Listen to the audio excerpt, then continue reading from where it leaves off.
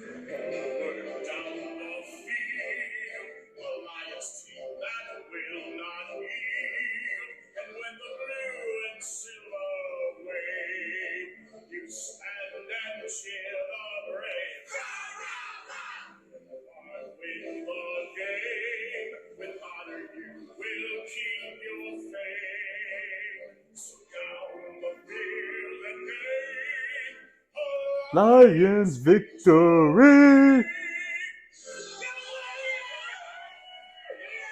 God, do I love entering the show with that intro, baby. That means a Lions W.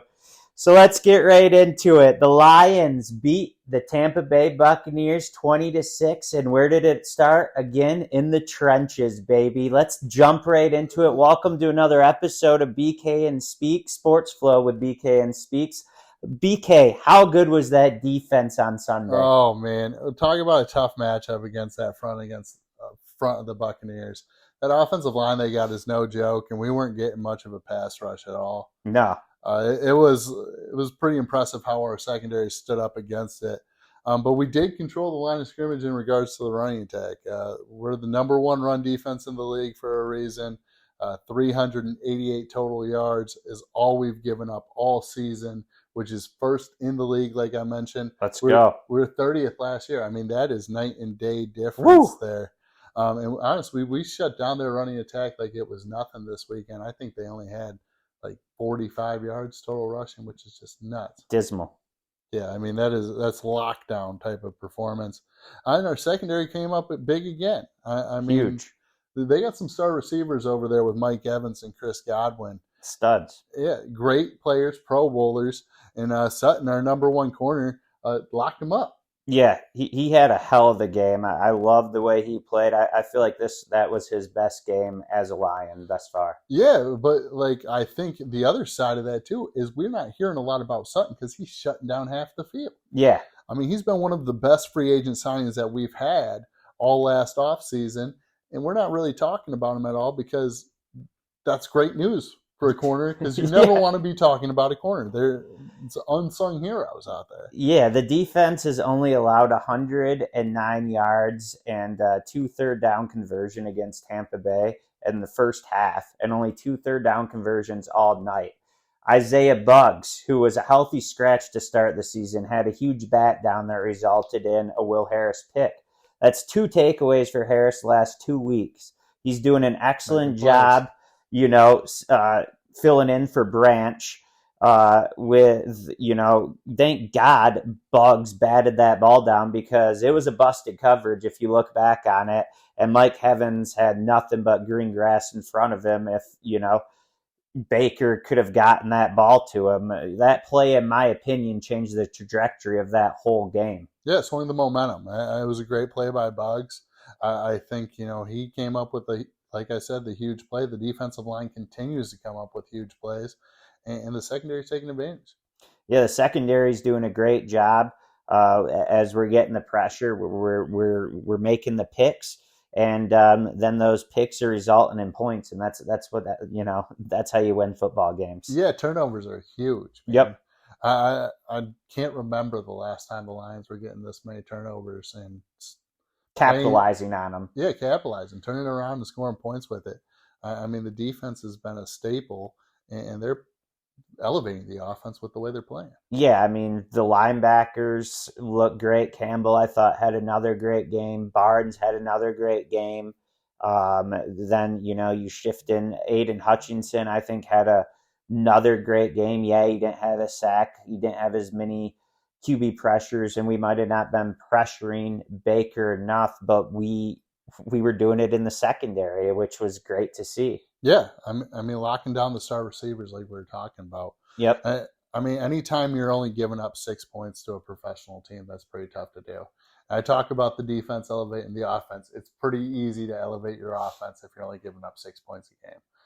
One score is going to win it for us. All right, sweet, good to go. That's huge. And did you see Dan Campbell in the locker room after the game pulling out the Abraham Lincoln 5-up? We got 5 on it. We got 5, baby. 5 on it. So it's just sweet to see everyone's buying in, and we're doing a great job implementing, on the offensive end, too. We won in the trenches on the offensive end, too. Yeah, and I mean, even with the defense, too, we're ranked the 3rd best defense in the league right now. I mean, this is impressive what they're doing. They got beat up by Seattle in week 2, and things have completely flipped. And when you're talking about the offensive side, I mean, it's another solid offensive performance against one of the league's best defenses in Tampa. I mean, they've been playing great all year. And I think it's time that we got to start talking about Jared Goff and talking about him potentially being our franchise guy. He's come out this year, and he's doing everything he can for us to win these games, making all the throws, making the right reads, fitting it into tight windows. I mean, this guy is a franchise quarterback, and it's time for us to invest some money in him because I don't want to go through the venture of having a rookie quarterback that's not proven when we got the guy right here. I mean, he is the highest rated quarterback in the whole league. My worry about, paying him again is, we're probably, if they're not they're going to obviously interview for head coaching vacancies. Are they going to get him? Probably. Ben Johnson, with him not being there, is his offensive coordinator. Is his play going to diminish? Because since those two have been together, Jared Goff's play has gone up tremendously. With him gone, look what's happened with Hurts, with his, trusty offense coordinator that's no longer with him, that's been there the past 2 years. His play's kind of declined a little bit. That's something I worry about heading into potentially next year and paying Jared Goff. Not to say that I'm not extremely happy with what he's doing. He's the highest rated quarterback in the NFL this year, making all the right plays. It's just that really worries me. Yeah, and it's understandable. And I think, that mesh between an offensive coordinator and the quarterback is huge. Yep. I think my thing with it is, Jared Goff has been playing so well and playing at such a high level that the system's been built. Like, I mean, obviously, you're not going to get all the great play calls and everything that Ben Johnson is drawing up on a weekly basis. Like, we're moving the football down everybody's throats right now and scoring it well. I think we have the 4th best offense in the league right now. Yeah. It's very impressive what we're doing. I think that system is built. I think whenever Ben Johnson does leave, Goff still has a good grasp on what's going on with it. All right. Well, I guess, we'll wait and see. We don't have to think about that quite yet. Well, I'm hoping they start thinking about it. I hope they get him signed, but I understand the kind of, reasoning for with it. It's like guys like Brady who had that consistency with McDaniels, one offensive coordinator for so long, but I mean, he left and went to Tampa, but he's also the GOAT, so it's a little bit different. Yeah. I mean, he was able to pull it off in Tampa too, but they built that championship roster around him, and why wouldn't they? They were able to pull it out. Yeah, they sure were. And then, getting back more into our offense, St. Brown keeps doing his seg. He's now tied with Hall of Famer and Lions great Calvin Johnson for the most 100-yard receiving games as a Lion through their first 3 seasons. Just consistency, man. Every week, St. Brown gets it done for us. It's impressive. And speaking of guys that we should re-sign, yes. Yeah, ASAP. Give him whatever he wants. Yeah, get St. Brown sealed up here for at least the next half decade. I mean, the guy has been just week in, week out, heavy producer for us. Yeah, and a guy who doesn't get talked about a lot, Josh Reynolds, who has great chemistry with his former teammate, Jared Goff from LA. Depth, baby, depth, So for the regular season, he has 19 receptions, 341 yards, 17.9 average with a total of 3 TDs. And more times than not, when we need a big catch, I'd say it's Reynolds, Laporta, or St. Brown. They're 1, 2, 3 neck and neck. Yeah. I think you're spot on with that because Reynolds is a guy that Goff is looking for on 3rd down. You see it all the time. Goff is looking for a safety net. There's Reynolds right there. He's been a great depth piece for us, and I mean he's huge to this passing attack. Looks like a completely different player than last year. Yeah, he sure does. And I went to say, that bat down by Bugs was a play that changed the trajectory of a game. Another play that changed the trajectory of the game was, welcome back, Jamison Williams. That 45-yard bomb from Jared Goff to stretch the lead to 17-6. Boom! Not only was this a huge play for the Lions to seal up this W, but this is exactly what the doctor ordered to get J-Mo going. Yeah, what a catch. I mean, looked over his shoulder 2-3 times Yeah. there, tracking the ball, kind of underthrown, still makes a play on it and pulls it down. I mean, you can tell this guy is a legitimate deep threat, has the ball skills to make it happen. This is going to be fun. And if the one that Jared Goff threw short that he didn't quite make the adjustment to. If you watch that route, if you go back and watch that, he had that dude so burnt it wasn't even funny. Yeah, I mean, I think everybody has to kind of stay honest with him, because if he gets a step, forget about it. I mean, look what happened. I mean, that wasn't even the greatest thrown ball by Goff, and he even said that wasn't even the greatest thrown ball. And like you said, look over one shoulder, look over the other shoulder. And then the contact with the corner to make that catch was just phenomenal. And it's just exactly what the doctor ordered, because not only was it to get J-Mo going, but it was the kill shot to end that game. Yeah, the last score to put the stamp on it, get the win there. And I think what Jamison offers with this is, I mean, we got a deep threat. We got a legitimate deep threat here. It opens up the entire offense. The run game's going to be better because you got to have safeties back. The short passing game's going to be better because you got to have safeties and corners back in order to make sure that he doesn't get on top. I mean, the guy's speed is a legitimate factor that we have not had here, and I can't even remember my lifetime. I mean, you could go back to Lamborghini Living and Charlie Rogers. He had that speed till Lamborghini is way out of the NFL and out of planet Earth. But, I mean, yeah, and like you said, Calvin was fast, but I think J-Mo's just a little bit faster. Yeah, I think he is, 4.2, where Calvin was 4.3. Which, I mean, what are we doing here? But, I mean, still, that 4.2, that's some crazy speed, and you got to respect it. Track star speed. I mean, the guy's just been crazy. But you talk about his play being a big one. That was the stamp on it. But, man, what a play when St. Brown caught that crossing pattern.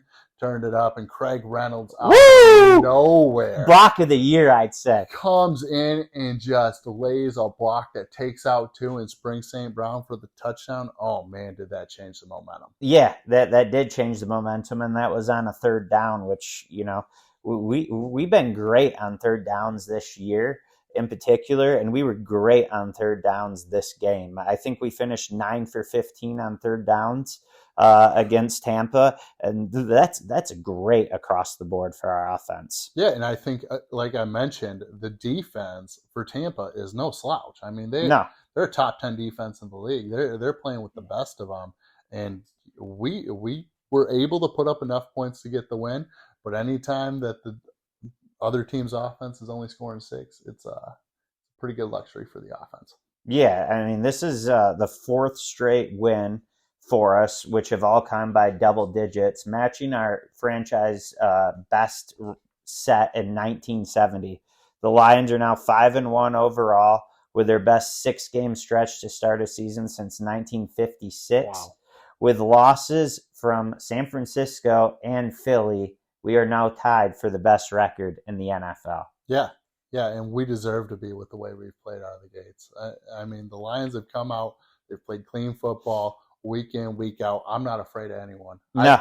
I think this team, it doesn't matter who you line up against them. They're going to compete at a high level, and they got a shot to win any game out there with how good they are this year. Yeah, I think we have a chance to win any game that we play this year. The culture's there, the grit's there, and the belief is there. And with that said, let's get into some predictions looking into next week. I mean, originally, when we first, started this, I remember I picked Baltimore for, a lot of reasons. The first being, I don't think we've ever beat Baltimore in Detroit Lions history since they became an organization. It's been tough sledding. Yeah, it's been tough sledding. We've always had issues with running quarterbacks, and it was an away game. But after everything I've seen thus far this year, It is an away game. Yeah, I mean, yeah, this is no joke. This is the going true into test. Baltimore, this might be our test of the year. Yeah, but what's changed my reasoning as for why I think the Lions are going to win 24-20. The Baltimore Ravens made a bold decision. Harbaugh did, and he elected not to have a bye week. When their opponents elected to have the bye weeks, Tennessee Titans, they have a bye week this week. Every team gets to choose coming off their London trip. So I think they're going to be a little tired going into this game. Yeah, going to Europe last week and then coming back and trying to regroup and be ready to go for your game on Sunday. That's a tricky task to do. I'm not sure Baltimore can do it either. But, man, we've struggled with them in the past, and they have a good team again this year. They do. They're damn good. A well-coached team, great players on both sides of the ball. I mean, this is the true test. This is where we're really going to see where we fall in line with the upper echelon teams. Do I think we're as good as them? And the upper echelon teams, I think we can play with anyone. But this is the true test. Yeah, this and Kansas City's right out of the gates were another big one. It sucks about Seattle overtime. We didn't get a shot to have the ball. Yep. I mean, we can get into that another day. The overtime rules, I don't feel are the best in the NFL. No. But yeah, I mean, Lamar Jackson is a piece that we haven't seen yet. One of the best playmakers in the league, the quarterback over in Baltimore. It'll be tough to contain. They are kind of banged up with the running back position, though, with them not having Dobbins. But their defense is going to come out. They're going to play hard. I'm looking at it. I think I'm going to agree with you on this one. I'm going to go 20-17 in a slugfest. The Lions end up pulling it out because of the bye. I think you make a good point there. But the other side of it, too, is they love to run the football. Yep. And our run defense has been playing at the top level. So if we shut down that run, I mean, they might hit the panic mode and have to throw the ball a little bit more than they would like to. And we might be able to pull this one out. What does worry me a little bit here, though, is no David Montgomery.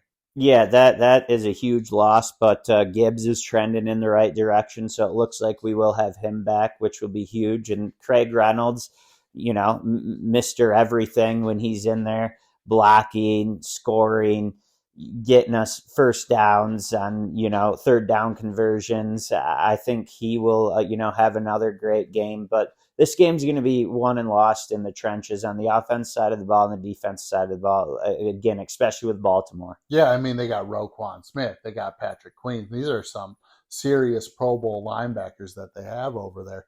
This is going to be a slugfest. There's going to be nothing pretty about this game. Yep. There's not going to be a lot of points scored. I'm hoping we can pull it out and get that running game going. It kind of disappeared last week when Montgomery went out with the injury.